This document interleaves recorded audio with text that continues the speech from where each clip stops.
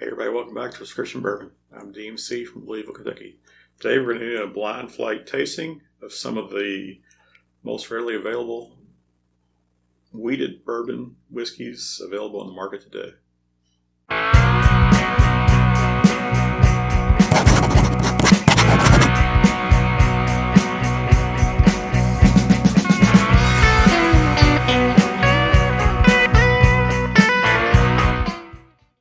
All right, first a little history on wheated bourbons. Story goes that the Stitzel brothers perfected the bourbon, wheated bourbon whiskey recipe. They had a distillery here in Louisville, Kentucky. W.L. Weller and Sons were a liquor wholesaler, blender and wholesaler back in the 1800s. So they were one of the distributors of the Stitzel wheated bourbon. In the late 1800s, one of the salesmen that joined the Weller and Sons, the liquor distributors, was Julian Van Winkle Sr., otherwise known as Pappy Van Winkle. So he worked for Weller and Sons before Prohibition. During Prohibition, the Stitzel distillery was one of only 6 distilleries in the nation that had a license to continue distilling whiskey for medicinal purposes. And Weller and Sons continued to distribute that throughout Prohibition.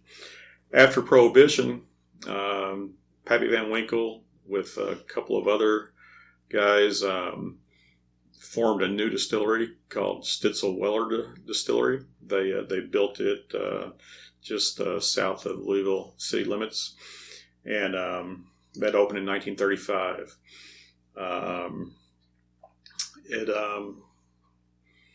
It ran as that until 1972. Was sold multiple times. Became the old Fitzgerald Distillery at one point. And it still exists today. It's on the Kentucky Bourbon Trail. They're no longer distilling on site, but the aging warehouses are there. They've got a great visitor center, and it's basically aging Bullet Bourbon, Blade and Bow, a few others. It's owned by Diageo now. But when it was sold in 1972. The old Fitzgerald brand was sold to Heaven Hill. The Rebel Yell brand was sold to is now Luxco. The Weller bourbon brand was sold to Ancient Age Distillery, which is now Buffalo Trace in Frankfort, Kentucky. So what we have here, we have a Rebel Yell bourbon. We've got a Larceny bourbon, which is from Heaven Hill. We've got a Weller, and we've got a Maker's 46. Now, Maker's Mark is a wheated bourbon, another famous wheated bourbon, and started by Bill Samuels in Loretto, Kentucky. And basically, Bill Samuels was a compatriot of Pappy Van Winkle, and stories abound that he possibly got a recipe from Pappy Van Winkle for a wheated bourbon, or maybe some yeast from him to get started. But, those are the stories. So what I've got here is I've got these. None of these are the base models of these bourbons. I went to the more of a mid-level. So, Maker's Mark obviously has regular Maker's Mark. They've got this Maker's 46, which is an oak stave finished bourbon, a little bit higher proof. This comes in at 94 proof, whereas normal Maker's Mark comes in at 90 proof. And then Maker's Mark has a cask strength bourbon, which they barrel at 110 proof, so the cask strength's around 110. They now have a cask strength of Maker's 46, but this is one of my favorite Maker's offerings, so that I have that in this mix here. Weller, made by Buffalo Trace now. They have a whole line of Wellers. There's a regular green label Weller, which is 90 proof. This is Weller Antique 107, comes in at 107 proof. It typically drinks lower than that. There's a Weller 12 year. They now have a Weller barrel proof. There's the whole Pappy Van Winkle line, also out of Buffalo Trace, which is the same mash bill as the Weller. So this has its roots tracing back to the Stitzel-Weller. This just by association with Pappy Van Winkle, perhaps. This Larceny out of Heaven Hill comes in at 92 proof, and this is a store pick. So this particular bottle is aged 7 years, and it's named Frosty Flakes. I guess because of its sweetness on the tongue, must have tasted like a sugary cereal to whoever picked this barrel. But this is the same distillate that would go into regular Old Fitzgerald, which is available at 80 proof still. They do have a Old Fitzgerald Bottle and Bond, which is much older, 11, 12 plus years. It comes in a nice decanter nowadays. But so this is a spinoff of Old Fitzgerald. This is this is out of Heaven Hill. And then Luxco has Rebel Yell. They're rebranding it as just Rebel Bourbon, but they've got an 80 proof. This is the 100 proof. They do have a 10-year single barrel available also.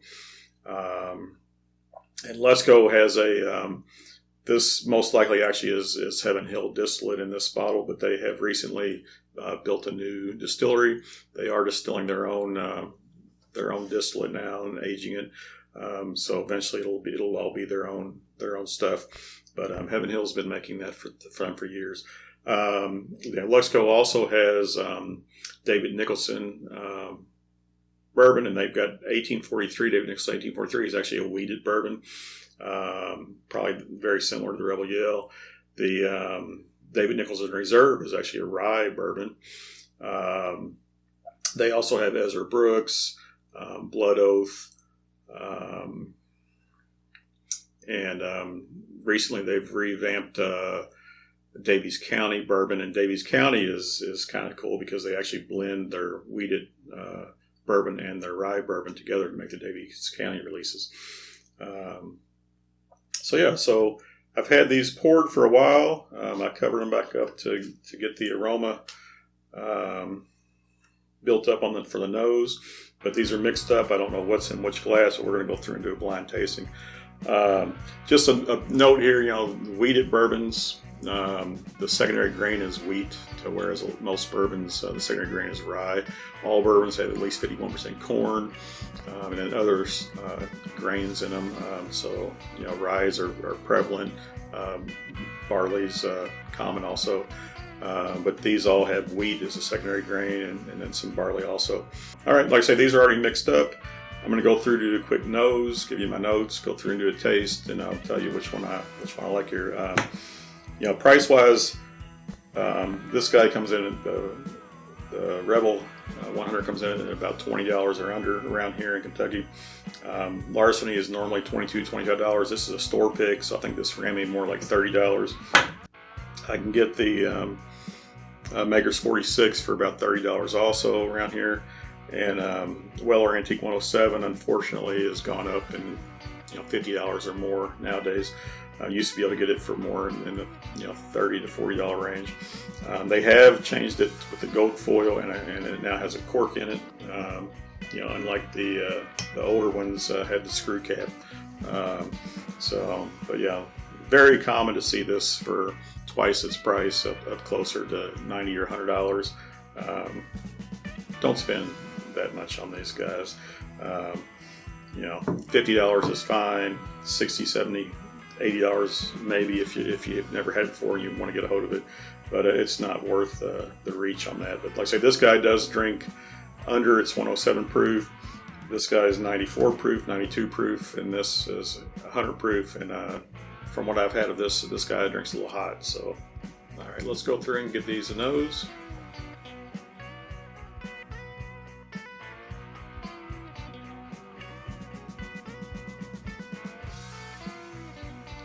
Okay, I'm a little bit sour on the nose, almost like a wine. aroma. I can smell some oak on there though also.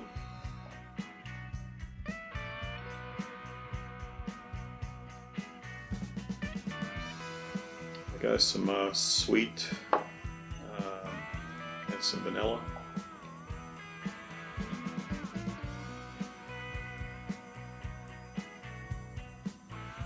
That one's some vanilla and some oak.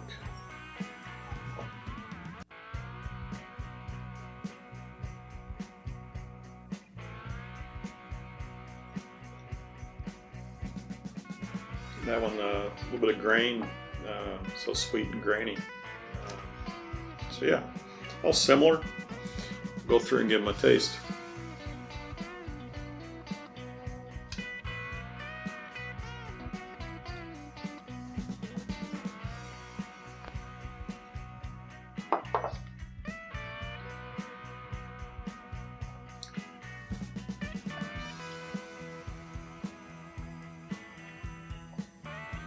Okay, that one's hot on the roof of the mouth. Taste some oak.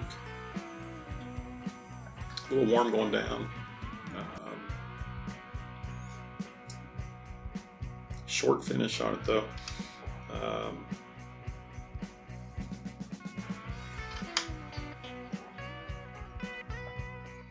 It's hot. I still get that slightly sour, almost wine aroma on it. I don't get that taste though. I get some just some cinnamon spice oak on the taste.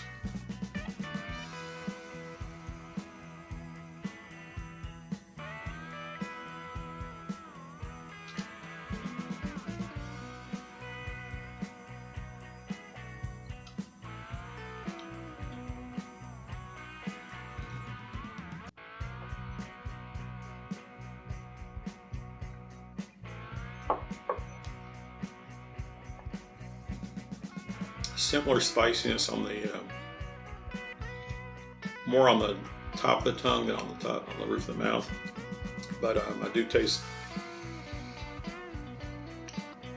the oak. Much longer finish, very short finish on that first one. Much longer finish on this one. Not as hot as the first one either, so a little less heat on it. Maybe some vanilla and some oak.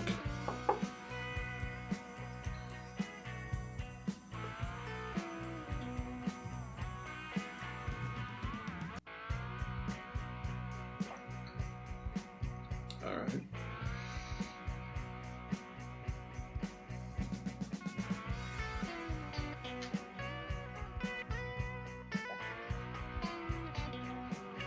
Wow, this one is much different than the first two.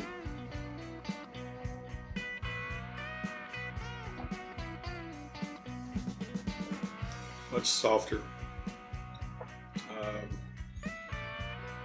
There's a little bit of spice around there, but it's more all over the mouth. A little more of a pepper than a cinnamon.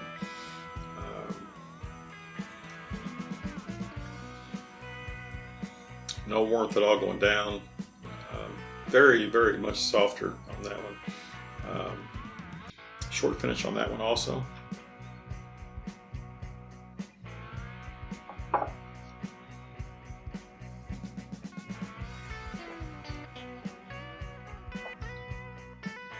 And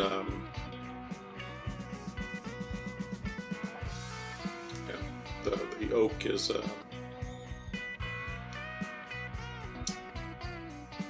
there. It's a sharper oak on that.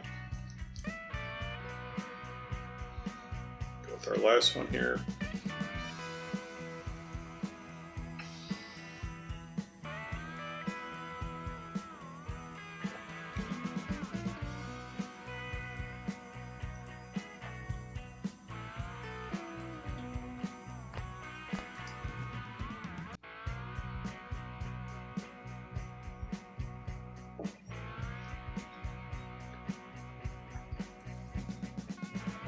Spice on the edge of the tongue.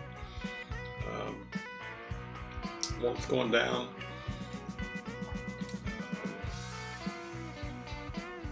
Lingering. So yeah, so similar flavors across this range. These two had super short finishes, and these two had long finishes. So I wouldn't say any of them were even medium. It's like these two short, these two long. So go back through and give them one more taste, see if anything comes out.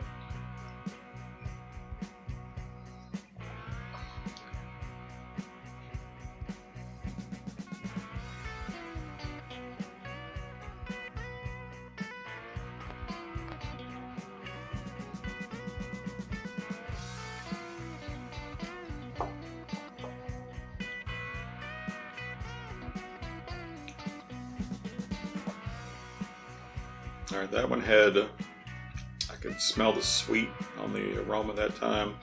You could taste the sweet on the tongue. Still had the spice.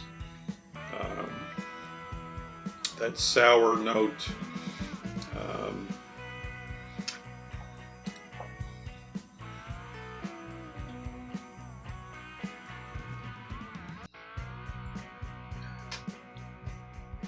Yeah, maybe it's a grape or a cherry. It's like a sour fruit note on that. Still, the finish is pretty short. So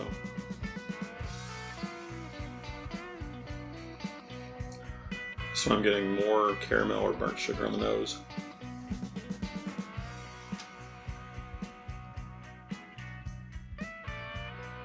Spicier on the tongue. Good vanilla, good spice. Guys, I'm gonna say better than the first one.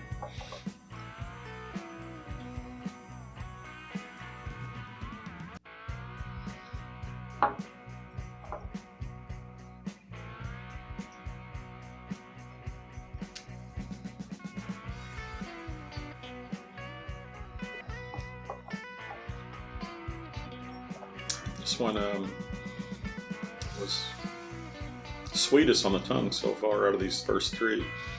The sweet hit me right up front. It does have the spice on the edges of the tongue. Not really any heat. Short finish. A little bit of a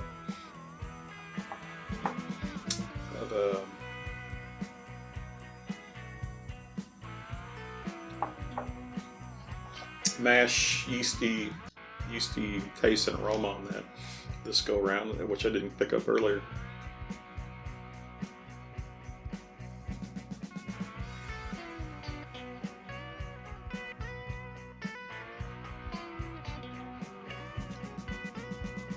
Spice, warmth, peppery. Yeah. All right.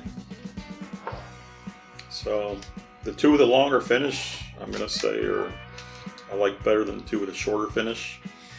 Out of these two,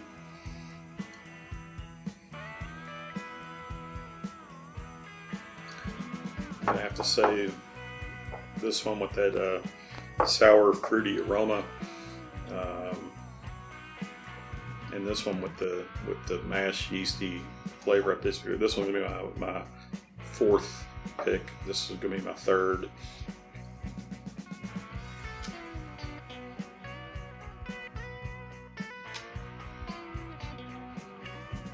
The nose goes to this one.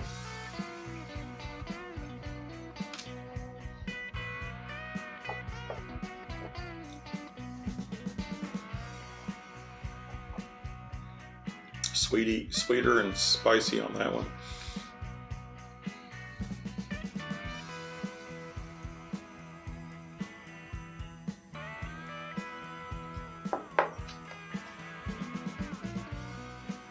All right, so that's gonna be my number one pick. So fourth, third, second, first is my order here. So we'll go through and see what we have. But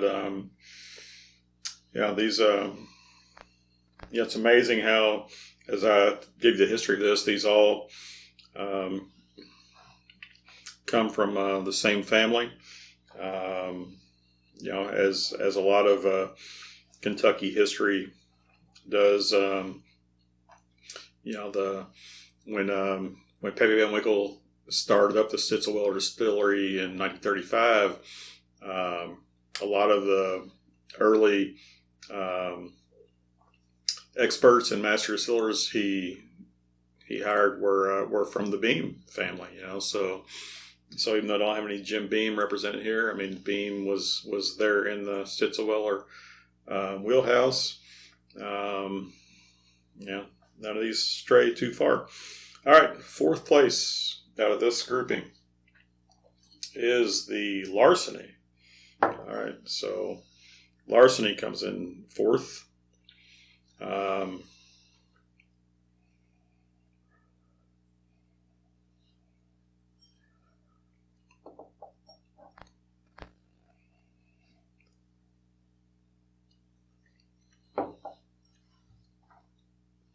I definitely get a lot of sweet sugar on the nose, on the taste, but it's very short.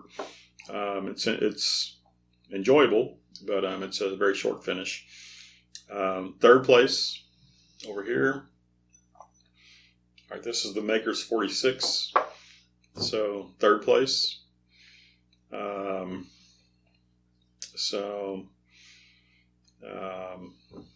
These two are the lowest two proofs, 92, 94 proof. They both had the shortest finish. Like I say, the Maker's is finished with extra oak staves. So it definitely had the oak on the nose, sweet on the nose. Sweet on the tongue. It's just, these two have the shortest finish. So, all right, third place out of this grouping is the Rebel Yell.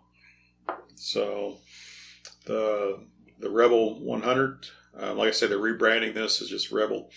The Rebel 100, which is arguably the same distillate mash bill and all of the Old Fitzgerald and the Larceny out of Heaven Hill. Came in third, but this is 100 proof, and it definitely had a longer finish than the Larceny. It had some grain on the nose, but it's not on the taste. The taste is sweet. The taste is spicy, and it has a long finish.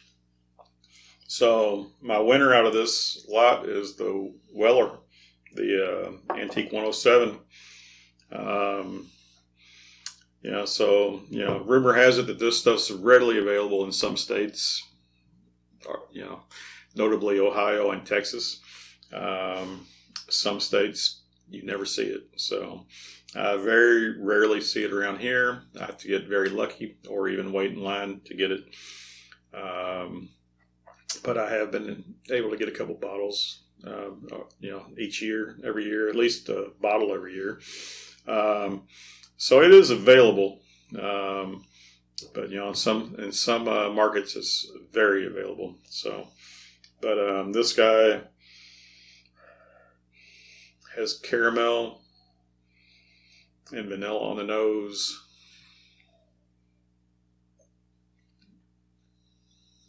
It's got oak in there too. It's got the caramel. It's got all that on the tongue. It's got the spice on the tongue. It goes down very nice. It's long finish. Excellent bourbon whiskey there. So there you have it. This was my wheated bourbon lineup. And just to put these in somewhat of an order, Larceny came in last place.